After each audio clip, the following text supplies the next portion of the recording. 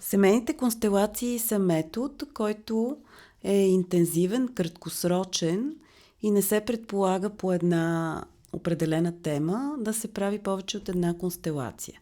Ако това се налага, добре е да мине дълъг период от време, поне 6 месеца, още по-добре година.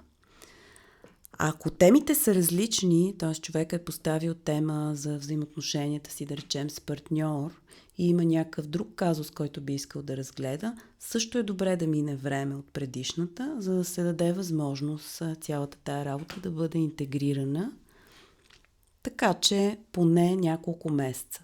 Така иначе този въпрос, отговорът е много индивидуален, зависи от възможността на човека да интегрира работата, зависи от интензитета на личното му преживяване, от темата, но при всички случаи е добре да се даде повече време.